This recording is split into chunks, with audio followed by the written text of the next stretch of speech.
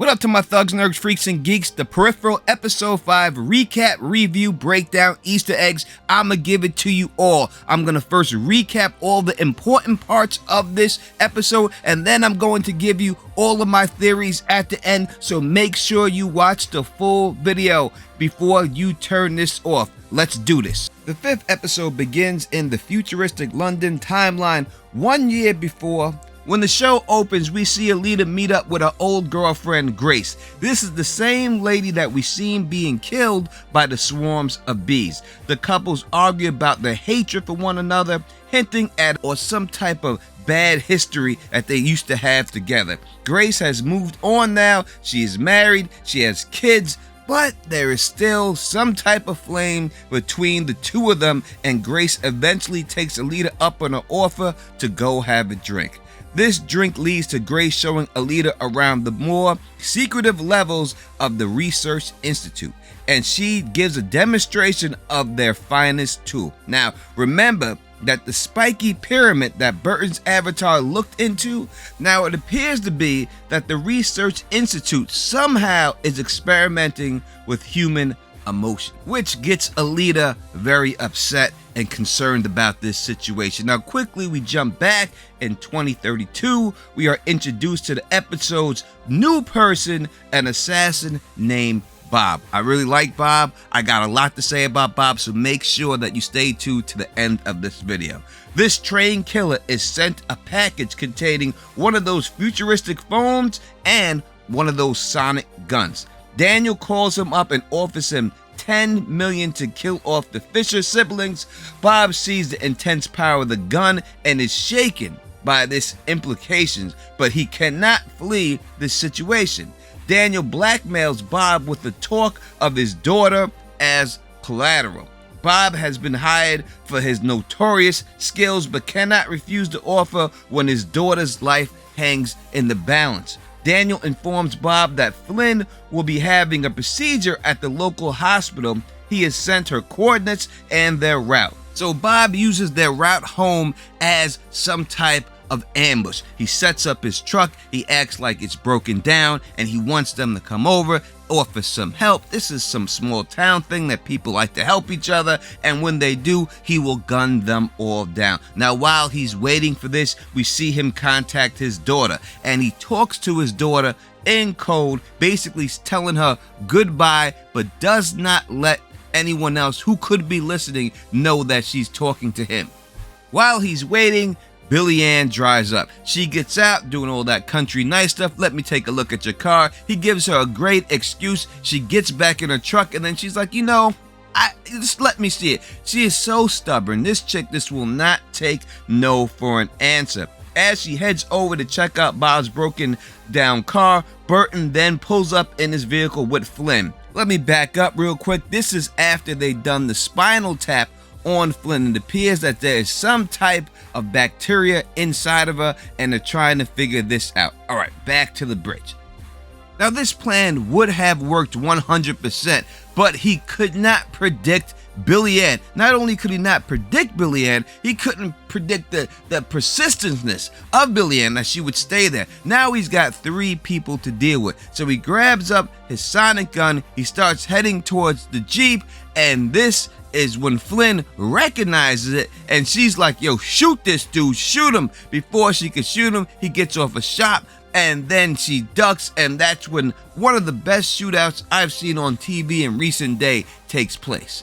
Now Bob is shot constantly, over and over again. Billy Ann grabs up her shotgun and shoots this dude square in the chest, and then he gets up again like this dude. I'm starting to think, is this guy Peripheral? Is that what's going on here? But they do say later that he had a bulletproof vest, but we'll get to that later. Billy Ann then puts the shotgun to his head and says, next time I'm not shooting you in your chest, I'm shooting you in your head, and this is what makes Bob give up. After that, we see our favorite deputy, Tommy. He's called to arrest Bob. Tommy questions the witnesses separately and finally heads over to Flynn. Now Tommy does pick up on a couple of things. Number one, he talks about how the attacker is wearing a bulletproof vest and how Burton was already armed and that it seemed suspicious that both of them were looking for a fight. He then tries to sweet talk Flynn into getting some information out of her, but she's not having any of that and she doesn't give him anything. After this, Billy Ann asks what's going on, but both of them will not elaborate with her. She tells Burton that she knows about the futuristic timelines, although Burton admits that he doesn't want to share information with Jasper's wife. He doesn't trust him or Corbell Pickens for that matter. Billy Ann is hurt that they don't trust her, and she's like, I just saved y'all ass. I would think that would earn me some type of trust. Flynn then thanks Billy Ann, realizing that her friend is now, no matter what they say, involved in this madness no matter what. The siblings then tell their mother the whole story because she's outside and has found the graves in the back, and they tell her about the futuristic medicine and Corbell's allowance. Ella worries that being dependent on these strangers from the future is a disaster just waiting to happen. They cannot trust them one bit. Flynn decides to speak with Wilf to end the constant battle once and for all. He is completely unaware of this Bob fellow or another impending attack, so he claims. Flynn is furious that they gave no warning and notifies Wilf that the law are now involved also, so it's just spiraling out of control. She feels manipulated at this time by Wilf, as she should, after her conversation with her mother and asked him if he's been toying with her emotions during this whole situation when they did the haptic link up. Wilf is adamant that he only has her best interest at heart. Tommy then drives Bob to the station and the assassin starts talking about a way out. He starts trying to offer him the money, saying that the people that hired him are people that he does not want to mess with.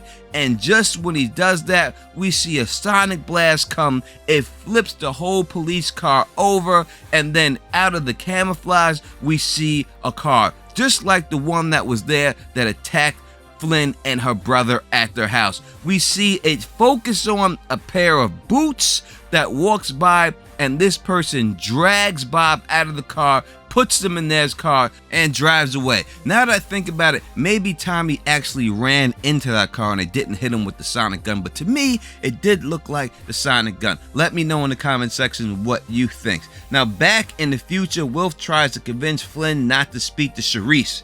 She wants to confront Charisse at this time one-on-one. Wilf confesses to killing people in his past, admitting that the process of killing another human being will not leave you, it will change you and change the person that you are forever.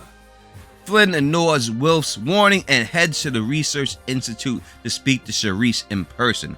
Flynn asks, why are you trying to kill her? And Charisse asks her for the specific data to be returned. Flynn states that she doesn't have anything of Charisse and demands that they leave her family alone. Charisse doesn't know whether to believe Flynn or not. She's a little skeptical. She retorts that you are either lying or you are expendable. Either way, Charisse wants Flynn's family dead still. And Charisse reveals that that's not really her, but that's her own peripheral that is talking to her, and that she's safe right there. This does not stop Flynn from fighting her, and this is a little, the fight was pretty good. I like the way Charisse just set it off. In the end of this fight, we see Charisse's neck get snapped, and we see Flynn walk out of this whole situation. That snap sound like a real human neck. They said that it was a peripheral, so we're going to have to go with that it is.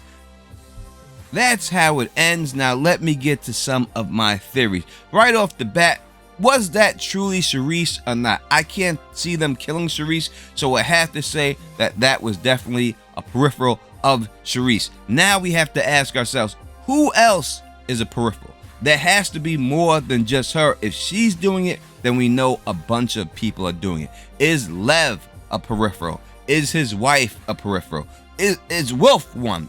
You would have to think that most likely it would be the people that have the money to afford it, but that's what we have to look at. Again, how did the sonic gun get sent to Bob? How did he get his hands on this technology? I would have to say that they are sending back the schematics of how to make this stuff to people, because we haven't seen them able to physically transport things back into the past. Only thing that we've seen that they could do is send data back. So they must be sending the manual script, how to make these guns, how to make these weapons to somebody, and then they're shipping it off to them. Exactly how they got their hands on these headsets and how they got their hands on the medicine. They did say about the medicine specifically that they were given the code or the mixture, how to make the medicine. And that is also another thing. The pharmacy has the mixture of how to make this medicine. If once they realize that this medicine is like the be-all end-all cure for things, they may produce this in mass quantities. Therefore, people may not die like they're supposed to die. Now, I know the jackpot happens sooner and doesn't happen too far in the future, but still, it could be a huge thing. People may want to get their hands on this medicine, which results into war. I have to think that when it comes down to this nuclear bomb that is detonated, that it has something to do with Flynn and Burton. Because first they said that she wanted them because they took something. Now she still wants them dead. She's saying they're expendable. There's something else going on here, right? I think she doesn't want to give away what's going to happen, but she does want them dead for this situation and this reason. Now, Billy Ann. I thought from the jump that Billy Ann was a peripheral. I said it from the jump. That's what I thought. I know that it looks like she's on their side, and I still think she's on their side, but I still think that she is one. I'm not more convinced, but I'm still leaning towards Billy Ann. If I have to pick someone in the now timeline that's a peripheral, it has to be Billy Ann. Now, the people who took Bob away, we don't know exactly who they are. We only have a shot of the boot or the shoe that they were wearing. I don't think they're going to kill Bob. Bob's skill is like that of the Matrix. We've seen him do this stuff. Like, it seemed like to me that Bob was a peripheral. It just seemed like his fighting skills, his shooting skills were just way more than that of a normal human being. But Burton did come in there and kick his ass a little bit, you know what I mean? But, you know, it did seem like when he was inside of the bowling alley and he took out that whole family, it just seemed like he was a little bit more, but we did see him have blood on him. That could have been from the family and everything else. It's hard to tell, but I do not think they're going to kill them. But you tell me what you think in the comment section. Did you enjoy this episode? Did you think it was the best episode, or do you think it was the worst? Let me know. Also, we do a live stream every Thursday at 5:30 p.m. Eastern Time. Join us. It's a call-in live stream. You can call in and give your theories. If you like the way I do this, please thumbs up this, spread this across the realm, and as always, subscribe. And until next time, you know who it is. Peace and stay sexy.